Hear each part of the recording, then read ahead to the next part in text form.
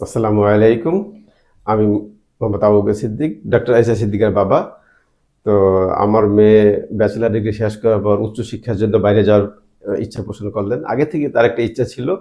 তো শেষ পর্যন্ত সে ইউকে যাওয়ার জন্য সিদ্ধান্ত নিলেন, বা আমরা গার্জিয়ান লেভেল থেকে সিদ্ধান্ত নিলাম।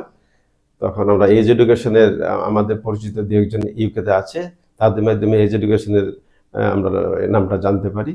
তারপর managing director doctor Mohammad Wahidur Rahman Biron ভাইয়ের সাথে যোগাযোগ করি। উনি এজ এডুকেশনে নিয়ে আসলেন।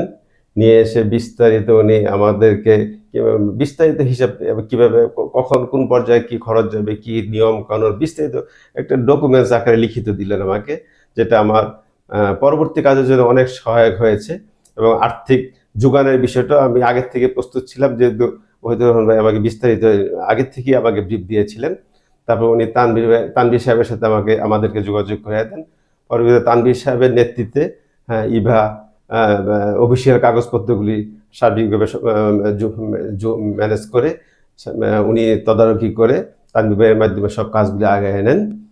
পাশাপাশি মক টেস্ট বা অন্যান্য বিভিন্ন প্রয়োজন, জামান সাহেব, সানজানা, তারাও সার্বিকভাবে তাকে মক টেস্ট বা প্রিক্যাশ ইন্টারভিউর জন্য সার্বিকভাবে প্রস্তুত করে তোলেন।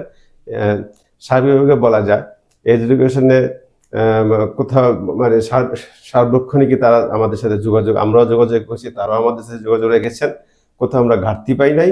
আমাদের কাছে মনে হয়েছে এডুকেশনের সার্বিক কার্যক্রম আমাদের কাছে বিশ্বাসযোগ্য এবং ভালো মনে হয়েছে।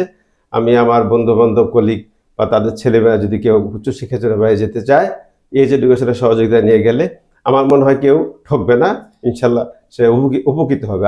আমি উপকৃত হয়েছি, এই জন্য আমি সবাইকে সেই পরামর্শ দিচ্ছি।